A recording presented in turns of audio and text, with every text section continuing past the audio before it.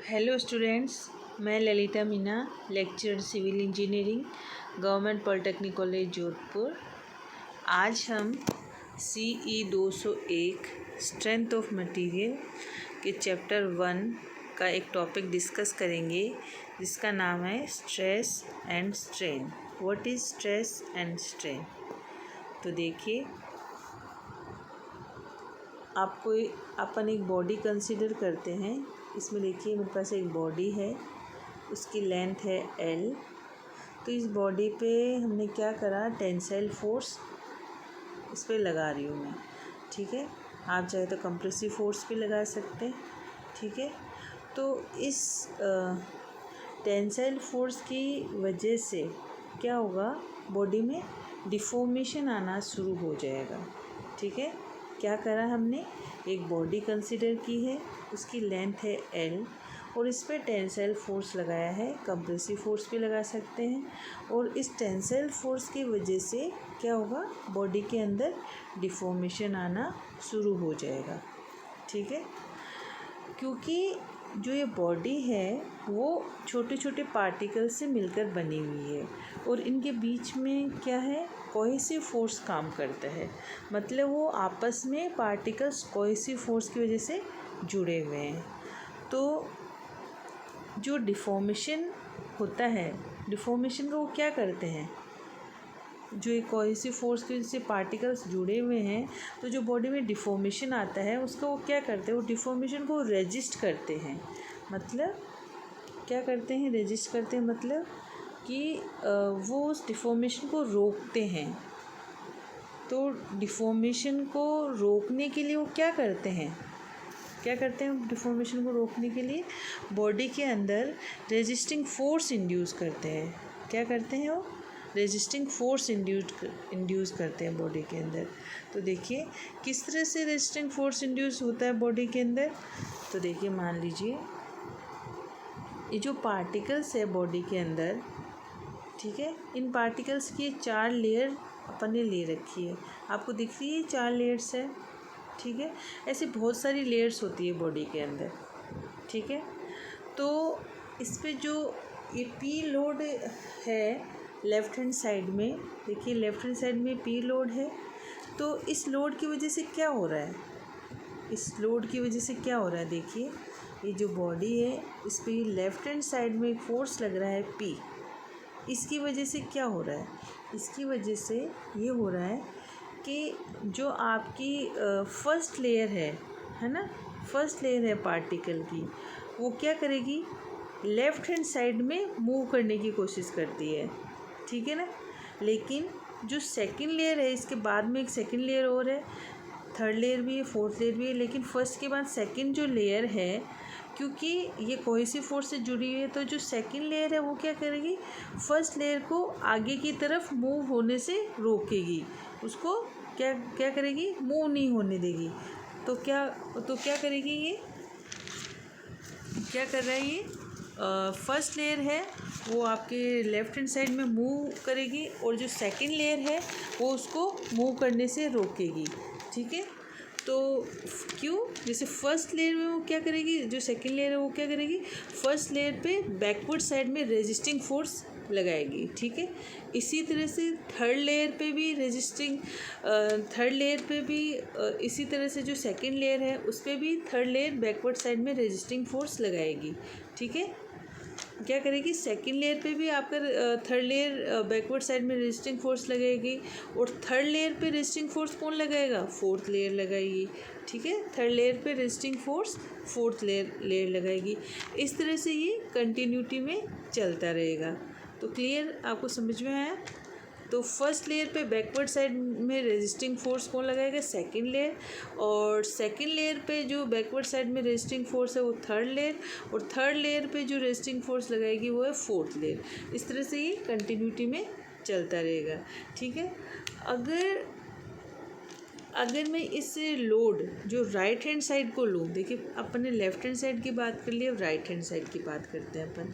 ठीक है, तो ये राइट हैंड साइड में जो लोड लग रहा है P, इसको लो तो क्या होगा, इस लोड की वजह से जो फर्स्ट लेयर है ना, इस लोड की वजह से क्या होगा, जो फर्स्ट लेयर है राइट हैंड साइड में, ये क्या होगी, ये राइट हैंड डायरेक्शन में मूव करने की कोशिश करेगी। ठीक है, समझ में आया आपको? जो फर्स्ट लेयर है वो राइट हैंड साइड में मूव करने की कोशिश करेगी, और जो सेकंड लेयर है वो क्या करेगी, वो रेजिस्टिंग फोर्स लगाएगी फर्स्ट लेयर पे, है ना, बैकवर्ड डायरेक्शन में। क्या करेगी, जो सेकंड लेयर है वो रेजिस्टिंग फोर्स लगाएगी आपके फर्स्ट लेयर पे बैकवर्ड डायरेक्शन में, और इसी तरह से सारी लेयर्स एक दूसरे पे रेजिस्टिंग फोर्स लगाती है। ठीक है, तो मतलब ना, जब भी किसी बॉडी पर एक्सटर्नल फोर्स लगाते हैं, जब भी किसी बॉडी पर एक्सटर्नल फोर्स लगाते हैं तो बॉडी के अंदर डिफॉर्मेशन रोकने के लिए उसके अंदर क्या होता है, रेजिस्टिंग फोर्स इंड्यूस होता है। ठीक है, रेजिस्टिंग फोर्स इंड्यूस होता है, तो रेजिस्टिंग फोर्स इंड्यूस होता है, और जब हम उस रेजिस्टिंग फोर्स को यूनिट एरिया पर लेते हैं, यानी यूनिट एरिया पर कैलकुलेट करते हैं, तो जो हमें जो क्वांटिटी मिलती है उसे हम कहते हैं स्ट्रेस। ठीक है, समझ में आया आपको? जो अपन रेजिस्टिंग फोर्स पर यूनिट एरिया लेते हैं उसको बोलते हैं हम स्ट्रेस कहते हैं। अब दूसरी तरफ देखिए, अगर जब आपका अप्लाइड लोड है वो रेजिस्टिंग फोर्स से ज़्यादा हो जाता है तो बॉडी की डायमेंशन आपका जो, जैसे अभी तो क्या हो रहा है, जैसे अगर पी ये लोड है, अगर ये आर के बराबर ही होगा तो डायमेंशन में चेंज नहीं होगा। अगर ये रेजिस्टिंग फोर्स अप्लाइड लोड से ज़्यादा होगा तो डायमेंशन में चेंजेस होने लग जाते हैं।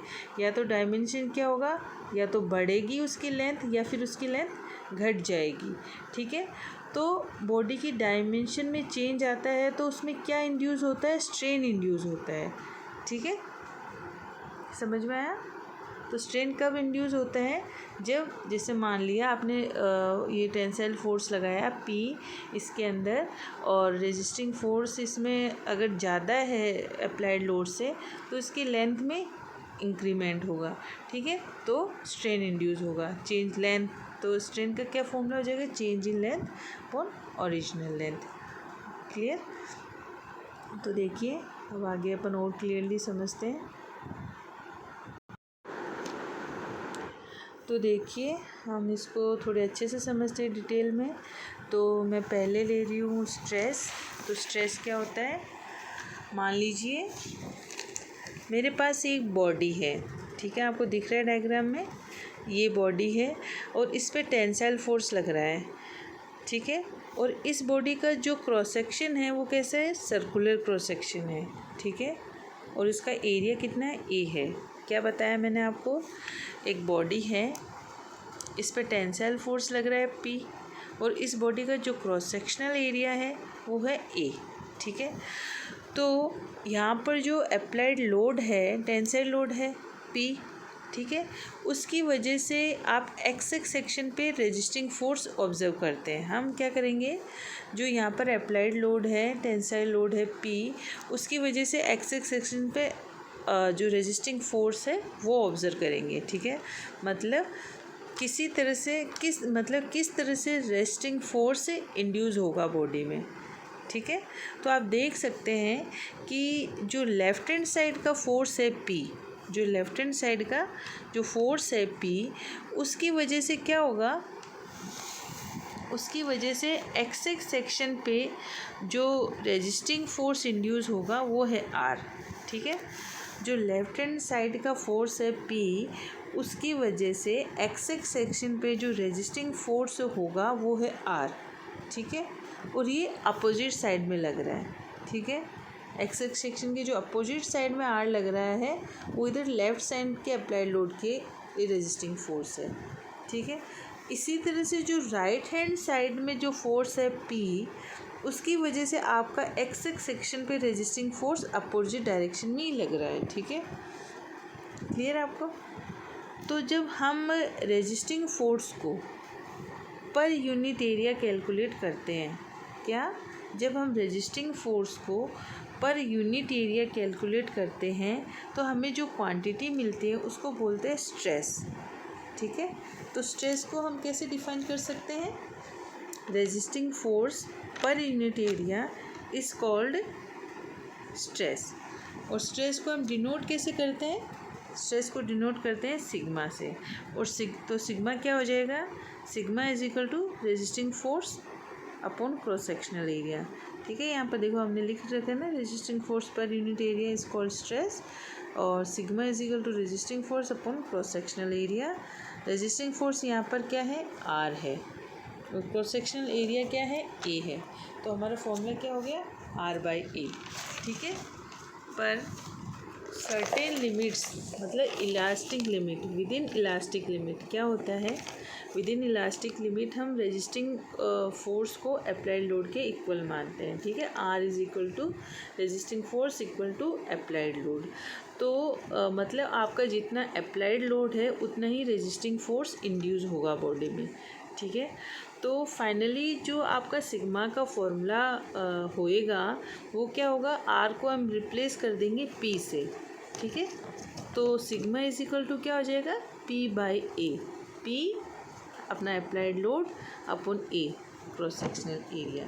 ठीक है, तो ये आपका है स्ट्रेस है। इसका आप डेफिनेशन और देख लीजिए। तो स्ट्रेस क्या है? The resisting force acting per unit area against deformation of the body is called stress. ठीक है, in other words stress is defined as the ratio of applied load to the cross sectional area of the body. ठीक है, it is denoted by symbol sigma, जैसा कि मैंने आपको अभी बताया है। ठीक है, सिग्मा इज इक्वल टू है पी बाई ए। पी है हमारा अप्लाइड लोड जो रेजिस्टिंग फोर्स है इक्वल है ए एरिया ऑफ क्रॉस सेक्शन। इसकी एसआई यूनिट है न्यूटन पर मीटर स्क्वायर। अदर यूनिट्स है न्यूटन पर एमएम स्क्वायर, मेगा पास्कल पर एमएम स्क्वायर, गीगा पास्कल पर एमएम स्क्वायर। 1 मेगा पास्कल पर एमएम स्क्वायर को आप 1 न्यूटन पर एमएम स्क्वायर लिख सकते हैं। ये आपको याद रखना है। ठीक है, फॉर्मूला याद रखना है। स्ट्रेस इज इक्वल टू क्या होता है? P by A.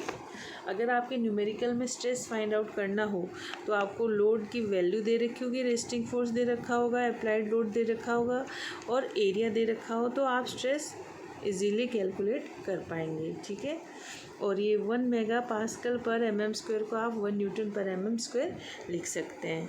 ठीक है, तो देखिए अब हम नेक्स्ट समझते हैं स्ट्रेन। स्ट्रेन क्या है? ठीक है, तो ये हमारे पास एक बॉडी है, इस पर टेंसाइल फोर्स लग रहा है। ठीक है, इनिशियली जो इसकी लेंथ है बॉडी की वो एल है। ठीक है, और अप्लाई लोड की वजह से क्या होगा? जो बॉडी की लेंथ है उसमें चेंज आएगा। ठीक है, बॉडी की लेंथ में क्या चेंज आएगा, और चेंज कितना है? डेल एल अमाउंट से चेंज आएगा। मतलब पहले आपकी बॉडी की लेंथ है वो एल थी, अब इसमें डी एल अमाउंट से इसमें इंक्रीमेंट हो गया, मतलब ये डी एल अमाउंट इंक्रीज़ हो गई है। ठीक है, तो हम स्ट्रेन में क्या करते हैं, कैसे कैलकुलेट करते हैं? इसमें हम रेशियो निकालते हैं। किसका रेशियो निकालते हैं? Change in length to the original length, change in dimension to the original dimension का। ठीक है, तो देखिए इसमें हमने लिख रखा है the ratio of change in dimension to the original dimension is called strain. Strain को हम डिनोट करते हैं ई से, स्मॉल ई से। E is equal to change in dimension upon original dimension. तो इसमें अपना इसमें चेंज इन लेंथ हुआ है क्योंकि टेंसाइल फोर्स की वजह से लेंथ में इंक्रीमेंट हुआ है। ठीक है, तो change in length upon original length D L by L. तो आप इस तरह से स्ट्रेन कैलकुलेट कर सकते हैं। ठीक है, अब देखिए इसके देख लीजिए स्ट्रेन क्या होता है? The ratio of change in dimension to the original dimension is called strain. Strain क्या होता है? Change in dimension to the original dimension. और इसको किससे डिनोट किया जाता है? It is denoted by small E. Clear? तो ई इज इक्वल टू क्या हो गया? D L upon L. D L क्या है यहाँ पर? Change in length upon L क्या है? Original length. ठीक है, और जो स्ट्रेन है इसकी ये यूनिट लेस क्वांटिटी होती है। मतलब देखिए ऊपर इसका फॉर्मूला क्या है, DL/L, दोनों लेंथ के ही हैं तो लेंथ लेंथ कैंसिल आउट, तो इसकी कोई यूनिट नहीं होगी, यूनिट लेस क्वांटिटी होती है। ठीक है, the stress can not exist without stress. ठीक है, तो ये हमने आज समझा स्ट्रेस क्या होता है, स्ट्रेन क्या होता है। क्लियर? Thank you.